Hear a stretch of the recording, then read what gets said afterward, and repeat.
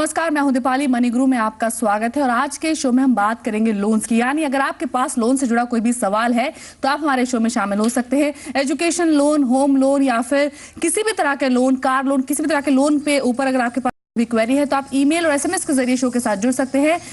moneyguru@zenetwork.com पर email कर सकते हैं। इसके अलावा कर्ज लिखकर अपना सवाल लिखिए और उसको भेज दीजिए 57575 पर।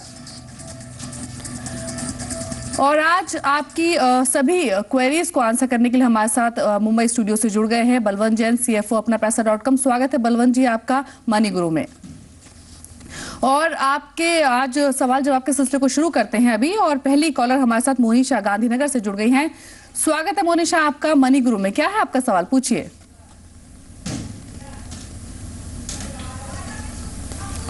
मोनिशा जी, अगर आपको आवाज मिल पा रही है तो अपना सवाल पूछिए। जी बिल्कुल, मेरा सवाल है, मुझे विदेश में पढ़ाई के लिए 10 लाख का लोन चाहिए और इसके लिए मेरे जो फादर है उनका अभी होम लोन चल रहा है और उसका बकाया जो है वो अभी 6 लाख रुपए तक का है। तो मुझे क्या स्टेप उठाने चाहिए? जी बिल्कुल, जान लेते हैं हमारे एक्सपर्ट से। एजुकेशन लोन पर इनका सवाल है। बलवंत जी, अगर आपको आवाज मिल पा रही है, आपको बताना चाहेंगे मोनिशा गांधीनगर से हमारे साथ कॉलर जुड़ी हुई हैं और एजुकेशन लोन पर इनकी क्वेरी है। विदेश में पढ़ाई के लिए 10 लाख रुपए का लोन इनको चाहिए। ऑलरेडी इन्होंने बताया कि इनके जो फादर है उन पर होम लोन चल रहा है जिसका 6 लाख रुपए भी बकाया है। अब ये जानना चाहती हैं क्या इनको विदेश में पढ़ाई करने के लिए 10 लाख का लोन मिल सकता है? अगर हाँ तो क्या प्रोसेस होगा, किन बैंक्स को या फिर किन लेंडर्स को ये अप्रोच कर सकती हैं? देखिए, मोनिशा जी के लिए जो विदेश में पढ़ाई के लिए 10 लाख का लोन चाहिए तो ये लोन आराम से मिल जाएगा, परंतु इसके लिए उनको कोई टेंजिबल सिक्योरिटी प्रोवाइड करनी पड़ेगी। इसके अलावा कोई गारंटर जिनकी रीजनेबल इनकम हो, जो लोन के अनुपात में इनकम हो, वो भी गारंटी फर्निश करनी पड़ेगी। और जैसे बाकी जितने भी PSU बैंक्स वगैरह हैं उनके एप्लीकेशंस वगैरह ऑनलाइन अवेलेबल है, वो ऑनलाइन एप्लीकेशन कर सकते हैं। और बैंक्स इनके जो बेसिक KYC जो डिटेल्स है वो चेक करेंगी। इनका जो कोर्स है वो उसमें एडमिशन हो गया है कि नहीं हुआ, उनका जो पुराना जो एकेडमिक रिकॉर्ड वगैरह है वो चेक करेंगे। और मेरा सजेशन रहेगा कि उनके जो आसपास जो बैंक हो वहाँ पे इनको अप्रोच करना चाहिए और बैंक इंसिस्ट करेगी कि इनकी जो फ्यूचर इनकम है वो उनको बैंक को असाइन करनी पड़ेगी। जी, यानी कुछ बेसिक चीजें हैं जो बैंक आपसे प्रोवाइड करने की बात कर सकता है। आप कहाँ पर आप पढ़ाई करेंगी, कौन से इंस्टीट्यूट से करेंगी, किस कोर्स के लिए आप पढ़ाई करेंगे, उसके बाद ही बैंक अपना डिसीजन लेगा। और नॉर्मली अगर विदेश में पढ़ाई की बात करें तो 20 लाख तक का एजुकेशन लोन मिल जाता है। और आगे बढ़ते हैं। अगला हमारे पास ईमेल है विनोद का, महाराष्ट्र से। बिजनेस लोन के ऊपर इनका सवाल है बलवंत जी। 25 इयर्स इनकी एज है और जानना चाहते हैं कि डेयरी कारोबार के लिए इनको करीब 1 से 2 लाख रुपए की लोन की जरूरत है। अब आपसे जानना चाहते हैं कि क्या इनको ये लोन मिल सकता है?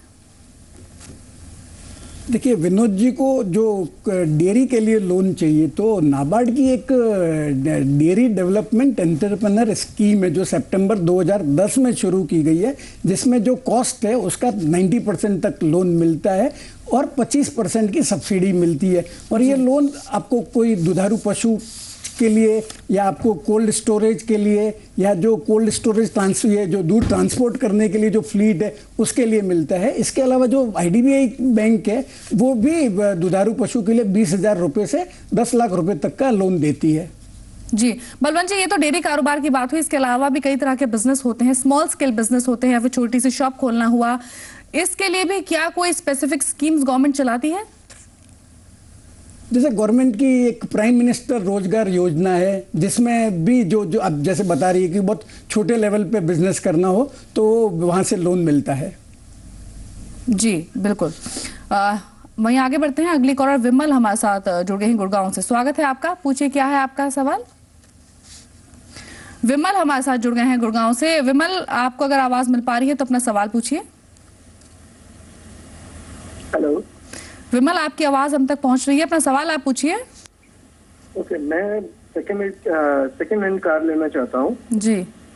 तो इसके लिए मैं लोन के लिए कंफर्म करना चाहता था कि अगर मैं लोन लेना चाहूँ तो मेरे को कितना तक लोन मिल सकता है? बिल्कुल, हमारे एक्सपर्ट से जान लेते हैं। बलवंत जी, सेकंड हैंड कार के लिए लोन लेना चाहते हैं और जानना चाहते हैं कितनी वैल्यू फाइनेंस हो जाएगी, कितना लोन इनको सेकंड हैंड कार के लिए मिल सकता है, क्या कहेंगे आप?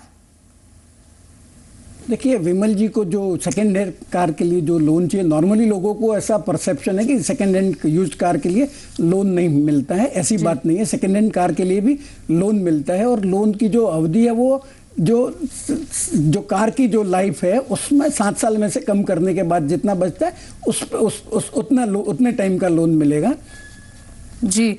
और वही जहां तक वैल्यू का प्रश्न है, तो जो वैल्यू कार की जो वैल्यू है वो उसका 80-85% के आसपास लोन मिलेगा। परंतु जब आप जिस रेट में खरीद रहे हैं जरूरी नहीं वो बैंक कंसीडर करेगा। बैंक अपने ढंग से भी उसको जो कार की वैल्यू है वो इवेल्युएट कराएगी और उसके 80-85% का इनको लोन मिल जाएगा। और जो जहां तक इनकी इनकम के बेस पे जो एलिजिबिलिटी है, तो जो सालाना इनकम है उसका 2.5 से 3 गुने तक का लोन मिल जाता है। इसके लिए उनको जो या तो उनका फॉर्म 16 है या जो इनकम टैक्स का जो रिटर्न फाइल किया हुआ है वो 2-3 साल का बैंक को देना पड़ेगा। और ये पब्लिक सेक्टर बैंक इसमें काफी एक्टिव है, तो 11.5% से लेकर 15-16% तक का रेट ऑफ इंटरेस्ट पे इनको ये सेकेंड हैंड कार के लिए लोन मिल जाएगा। जी बिल्कुल। यानी विमल, जिस तरह से यहाँ पर बलवंत जी ने बताया कि नॉर्मली जो सेकंड हैंड कार आप खरीद रहे हो उसका 80 से 90% तक आपको लोन मिल जाता है। लेकिन बहुत इंपॉर्टेंट है कि आपकी एनुअल इनकम कितनी है। आपकी सालाना आय का करीब 2.5 से 3 गुना तक ही लोन मिलता है। लेकिन यहाँ पर बैंक का ही आखिरी फैसला होगा कि वो कितना लोन आपको देगा। कुछ बेसिक चीजों की यहाँ पर बैंक आपसे डिमांड कर सकता है। आपसे फॉर्म 16 यहाँ पर आपको जमा करना पड़ सकता है, या फिर 3 साल के ITR कॉपी भी आपको बैंक को देनी पड़ सकती है। वहीं रेट ऑफ इंटरेस्ट की बात करें तो आप अपनी टीवी स्क्रीन पर देख सकते हैं कि कौन सा बैंक कितने रेट ऑफ इंटरेस्ट पर सेकंड हैंड कार के लिए लोन प्रोवाइड कर रहा है। लेकिन आमतौर पर 11.5 से 17% तक आपको सेकंड हैंड कार पर लोन मिल जाता है। और इसी के साथ एक छोटे से ब्रेक के रुकते हैं। ब्रेक के बाद भी सवाल जवाब का सिलसिला जारी रहेगा। आप देखते रहिए मनी गुरु।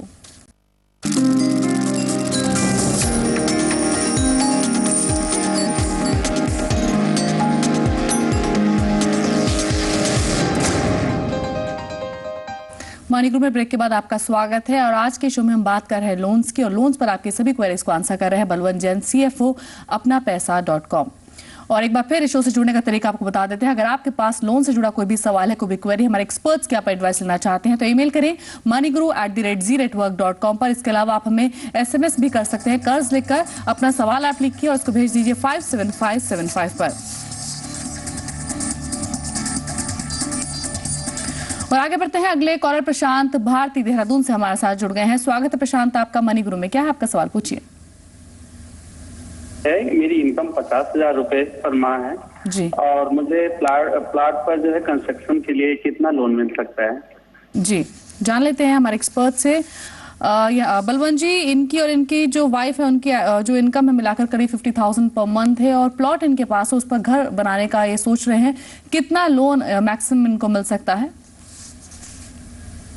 देखिए ऐसा है कि प्रशांत जी को जो अपने खुद के प्लॉट पे जो कंस्ट्रक्शन करवाने के लिए लोन चाहिए, तो नॉर्मली जो बैंक्स हैं वो आपकी जो सालाना इनकम है उसका 4 से 4.5 गुने के आसपास लोन देती है। परंतु ये जरूर देखेगी आपका कोई एग्जिस्टिंग लोन तो आप सर्विस नहीं कर रहे हैं, तो इनकी जो इनकम है उसके हिसाब से उनको मेरे हिसाब से 22 से 24 लाख रुपए तक का लोन मिल जाएगा। परंतु जहाँ तक ये तो मेरे को लग रहा है सेल्फ कंस्ट्रक्शन करवाएंगे, तो सेल्फ कंस्ट्रक्शन के लिए सब लेंडर इतने कंफर्टेबल नहीं होते हैं।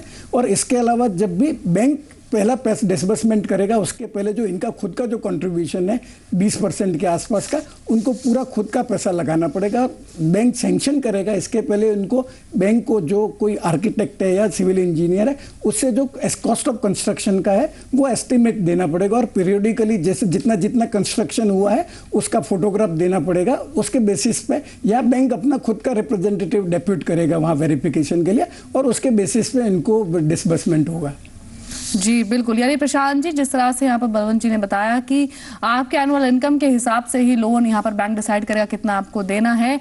जितनी आपकी और आपकी वाइफ की एनुअल इनकम है उसके हिसाब से आपको 4 से 4.5 गुना तक का लोन मिल सकता है, बशर्ते कोई एग्जिस्टिंग लोन आपके पास नहीं हो। और जिस तरह से यहाँ पर बलवंत जी ने बताया कि अगर आप सेल्फ कंस्ट्रक्टेड हाउसेज के लिए थोड़ा बैंक सभी लैंडर्स उतने कंफर्टेबल नहीं होते हैं, यहाँ पर बैंक आपसे पूरा ब्यौरा मांग सकता है। आर्किटेक्ट के द्वारा आपको पूरा कंस्ट्रक्शन पर कितना खर्च आएगा इसका पूरा ब्यौरा देना पड़ सकता है। उसी हिसाब से बैंक अपना डिसीजन लेगा कितना लोन यहां पर आपको देना है।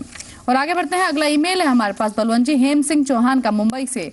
टैक्स इनकम टैक्स क्वेरी है इनकी, जानना चाहते हैं कि अपनी माँ के नाम पर एक फ्लैट खरीदना चाह रहे हैं ताकि रजिस्ट्रेशन के समय फायदा हो, क्योंकि फीमेल्स के नाम पर रजिस्ट्री कराते हैं तो कुछ यहाँ पर कमी होती है। जानना चाहते हैं कि इस तरह का ये कदम उठाते हैं तो क्या इनकम टैक्स में लाभ इनको मिलेगा? देखिए दीपाली जी, ऐसा है कि जो इनकम टैक्स एक्ट के जो प्रोविजन है उसके हिसाब से जो लोन के रीपेमेंट का बेनिफिट उनको ही मिलेगा जो उसके प्रॉपर्टी के मालिक भी है, या तो वो खुद मालिक हो सकते हैं या जॉइंटली भी मालिक है। तो बेनिफिट क्लेम करने के लिए जॉइंट ओनरशिप भी होनी जरूरी है और को एप्लीकेंट होना भी जरूरी है। और किस रेशियो में मिलेगा ये उस पर डिपेंड करता है कि उसका लोन में उनका हिस्सा कितना है। जिस रेशियो में ये लोन सर्विस करेंगे उसके हिसाब से मिलेगा। जैसे ये बता रहे कि ये इनकी मदर के नाम से प्रॉपर्टी ले रहे हैं, तो चूंकि मदर के नाम से प्रॉपर्टी ले रहे हैं और लग रहा है ये खुद सर्विस करेंगे तो इनको इनकम टैक्स का बेनिफिट नहीं मिलेगा। तो मेरा तो जैसे सिंसियर सुझाव रहेगा इनको कि स्टैम्प ड्यूटी में थोड़ा सा कुछ पैसा बचाने के लिए उनको पूरा पैसा स्टेक पे नहीं डालना चाहिए, क्योंकि आगे भी कॉम्प्लिकेशंस हो सकती है उत्तराधिकारी की, सक्सेशन की। तो सिर्फ स्टैम्प ड्यूटी का पैसा बचाने के लिए इनको मदर के नाम से लोन नहीं, ये घर नहीं लेना चाहिए। और चूंकि सर्विस ये खुद ही करने वाले हैं तो इनकम टैक्स के बेनिफिट वगैरह भी अगर कंसीडर किया जाए तो एडवाइजेबल रहेगा कि ये जो घर है वो अपने खुद के नाम से ही लें। जी, वही बलवंत जी, फ्लैट खरीदने की इन्होंने बात कही है। ऐसा भी है कि पोजीशन इनको हाथ के हाथ नहीं मिलेगा। मान लेते हैं अगर ये को एप्लीकेंट होते हैं, को बोरोवर बन जाते हैं, उसके बावजूद भी अगर पोजीशन इनको नहीं मिलेगा तब तक शायद बेनिफिट इनकम टैक्स में नहीं मिलता है होम लोन पर। देखिए इनकम टैक्स बेनिफिट की मतलब कब से मिलना शुरू होगा उस ये डिपेंड करता है कि कभी इनको पोजेशन मिलता है। जब तक जो जिस साल में पोजेशन मिलता है उस साल से उनको इंटरेस्ट का और जो रीपेमेंट है उसका बेनिफिट मिलेगा। और पोजेशन के पहले वाले साल तक जितना भी उन्होंने इंटरेस्ट पेमेंट किया हुआ है उसका 5 साल तक इक्वल इंस्टॉलमेंट में विद इन जो लिमिट है, अगर सेल्फ ऑक्यूपाइड है तो 1.5 लाख का लिमिट है, उनको ये इंटरेस्ट का पेमेंट का बेनिफिट मिलेगा। जी बिल्कुल, यानी हेम सिंह जी, जिस तरह से यहाँ पर हमारे एक्सपर्ट ने बताया कि अगर आप स्टैम्प ड्यूटी के चार्जेस बचाने के लिए अपने नाम के अपनी मदर के नाम पर रजिस्ट्री कराते हैं तो यहाँ पर आपको इनकम टैक्स से बेनिफिट नहीं मिलेगा। आपको इसके लिए को एप्लीकेंट बनना होगा, को बोरोवर बनना होगा, उसके बाद ही आपको बेनिफिट यहाँ पर मिलेगा। पूरा बेनिफिट भी यहाँ पर आपको नहीं मिलेगा। जिस रेशियो में आप अपने मदर के साथ पार्टनरशिप करेंगे उस हिसाब से आपको यहाँ पर बेनिफिट मिलेगा। इसके अलावा जिस तरह से यहाँ पर बताया हमारे एक्सपर्ट ने कि कोई भी फ्लैट आप खरीदते हैं पोजीशन के बाद से ही आपको इनकम टैक्स में बेनिफिट मिलना शुरू होता है। अगर कंस्ट्रक्शन फेज में है आपका प्लॉट तो आपको कोई बेनिफिट नहीं मिलेगा। और आगे बढ़ते हैं, अगले कॉलर लोकनाथ चौधरी दिल्ली से हमारे साथ जुड़ गए हैं। स्वागत है लोकनाथ आपका मनी गुरु में। क्या है आपका सवाल, पूछिए। लोकनाथ अपना सवाल पूछिए आप। मैम, क्या मैं अपने बहन के साथ में जॉइंट लोन के लिए अप्लाई कर सकता हूँ क्या? जान लेते हैं हमारे एक्सपर्ट से। बलवंत जी, अपनी बहन के साथ जॉइंट होम लोन ही लेना चाहते हैं, क्या लेंडर्स बहन या फिर भाई के साथ होम लोन देने में कंफर्टेबल होते हैं? क्या कहेंगे आप? देखिए नॉर्मली लेंडर जो है वो बहन को या भाई को बोरोवर बनाकर जो लोन अप्लाई करते हैं उसको लोन देने में, सैंक्शन करने में कंफर्टेबल नहीं होते हैं। नॉर्मली या तो आप स्पाउस के साथ में, पेरेंट्स के साथ में या बच्चों के साथ में लोन लो तो बैंक रेडीली देते हैं। परंतु अगर ये अप्रोच करे बैंक को और अपना केस एक्सप्लेन करे तो हो सकता है केस टू केस बेसिस पे हो जाएगा। बट जनरली वैसे अगर सिस्टर को बोरोवर बनाना चाहते हैं तो बैंक लोन नहीं देगा। बिल्कुल, यानी लोकनाथ जी, आमतौर पर जो लेंडर्स हैं भाई या फिर बहन के साथ मिलकर अगर आप लोन ले रहे हैं तो वो कंफर्टेबल नहीं होते हैं देने में। इसके अलावा अगर आप अपने पेरेंट्स या फिर अपने वाइफ या फिर अपने सन के साथ मिलकर लोन लेने पर विचार करते हैं तो जरूर आपका यहाँ पर केस कंसिडर किया जाएगा। लेकिन इसके लिए आपको लेंडर्स को अप्रोच करना होगा। हो सकता है कुछ बैंक्स यहाँ पर आपकी जो अपनी सिस्टर के साथ मिलकर लोन लेना चाहते हैं उसको कंसिडर कर सकते हैं, लेकिन इसके लिए आपको खुद इनिशिएटिव लेना होगा। आमतौर पर लेंडर्स इस तरह के लोन नहीं देते हैं। और इसी के साथ एक छोटे से ब्रेक रुकते हैं। ब्रेक के बाद भी सवाल जवाब का सिलसिला यहाँ पर जारी रहेगा। आप देखते रहिए मनी गुरु।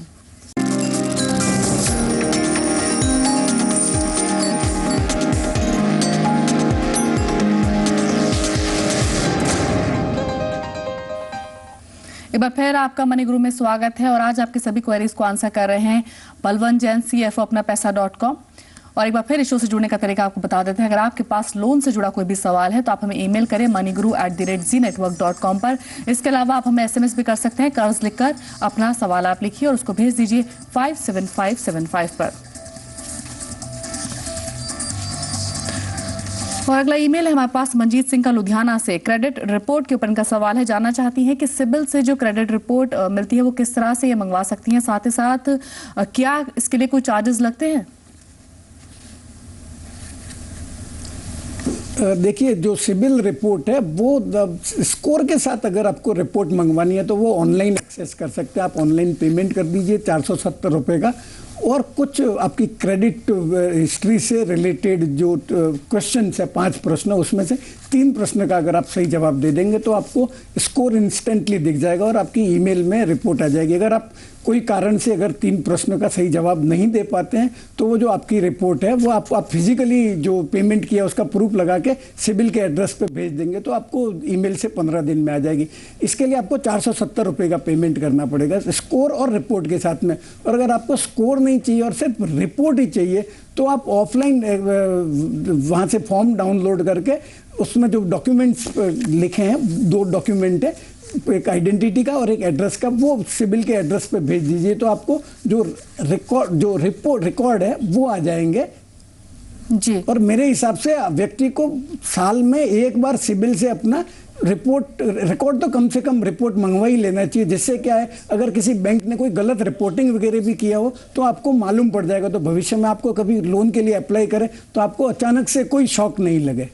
बिल्कुल, यहाँ पर साल भर में कम से कम एक बार अपनी सिबिल रिपोर्ट जरूर मंगवानी चाहिए। ऑफलाइन और ऑनलाइन दोनों ही तरीकों से आप अपनी रिपोर्ट मंगवा सकते हैं। और क्या तरीका हो, कितने चार्जेस होंगे, बलवंत जी ने बताया। बलवंत जी, बहुत संक्षेप में जानना चाहेंगे, सिबिल के क्रेडिट रिपोर्ट की बात हो रही है, ज्यादातर लोग इस चीज को इतना सीरियसली नहीं लेते हैं, लेकिन जब वो लोन के लिए अप्लाई करते हैं और तब उनको पता लगता है कि किसी भी तरह का अगर उनका स्कोर कम होता है तब काफी दिक्कतें होती है। बहुत संक्षेप में जानना चाहेंगे, अगर किसी व्यक्ति का सिबिल स्कोर कम है, लोन लेने में दिक्कत हो रही है, किन खास बातों का ख्याल रख सकते हैं और किस तरह से अपना सिबिल स्कोर सुधार सकते हैं, संक्षेप में आपसे जानना चाहेंगे। देखिए, ऐसा है कि सिबिल स्कोर अगर खराब है तो वो सुधारने की बहुत लंबी प्रोसेस है। अभी जैसे आपने बताया कि अगर स्कोर खराब है तो उनको कहीं से भी लोन नहीं मिलेगा, मतलब जो पर्सनल लोन है या जो अनसिक्योर्ड लोन है, तो मेरा सुझाव रहेगा कि या तो एफडी के सामने कोई क्रेडिट कार्ड ले लेवे या कोई टेंजिबल सिक्योरिटी दे के उसके सामने लोन ले लेवे और रेगुलरली उस लोन की सर्विस करे, तो जिससे उनका जो नया जो अच्छे पेमेंट रीपेमेंट का हिस्ट्री है वो आएगा और पुराना वाला जो खराब हिस्ट्री है जिसमें कोई डिफॉल्ट वगैरह हुआ है तो वो पीछे चले जाएगा। पर ये लंबा प्रोसेस है, कम से कम 3-4 साल लगेगा किसी को भी अपना ये अगर सिबिल का स्कोर इंप्रूव करना है तो। जी बिल्कुल, यानी जिस तरह से आपने बताया कि इस तरह के अगर वो सिक्योर्ड लोन लेते हैं अपनी यहाँ पर स्कोर सुधार सकते हैं। टाइम यहाँ पर काफी ज्यादा लगेगा, 3 से 4 साल का समय लग सकता है। इसके अलावा क्या कोई ऐसा तरीका भी है कि अगर सपोज कीजिए किसी का कोई डिफॉल्ट हुआ है, उसको सेटलमेंट करता है शॉर्ट टर्म, यानी थोड़े समय में क्या स्कोर सुधारा जा सकता है? कोई ऐसे स्टेप्स भी अवेलेबल हैं? नहीं, शॉर्ट टर्म का कोई इलाज नहीं है, तो लंबा प्रोसेस है, तो जो बड़ी बीमारी है तो उसको लंबा ट्रीटमेंट ही लगेगा। जी बिल्कुल, यानी यहाँ पर आपको अपने सिबिल स्कोर का खास ख्याल रखना चाहिए, किसी भी तरह के डिफॉल्ट से बचना चाहिए, किसी भी तरह का लोन आपने लिया है उसकी सर्विसिंग आपको अच्छी तरह से करनी चाहिए। अगर आपने कभी भी किसी तरह का डिफॉल्ट किया है तो भविष्य में चलकर आपको लोन लेने में दिक्कत हो सकती है, और अगर बाद में चलकर आप अपने सिबिल स्कोर को सुधारना भी चाहें तो काफी समय इसके लिए आपको लगेगा, कम से कम 3 से 4 साल का समय इसके लिए आपको लगेगा। इसके लिए आपको सिक्योर्ड लोन भी लेना पड़ेगा, उसकी सर्विसिंग आपको अच्छी तरह से करनी होगी, उसके बाद ही कहीं जाकर आपका सिबिल स्कोर सुधरेगा। और आज इतने ही कॉलर्स इस शो में हम शामिल कर पाएंगे। शुक्रिया बलवंत जी हमारे शो में शामिल होने के लिए और सभी कॉलर्स की क्वेरीज को आंसर करने के लिए। और इसी के साथ फिलहाल मनी गुरु में इतना ही। आप देख रहे हैं जी बिजनेस, आपका फायदा। नमस्कार।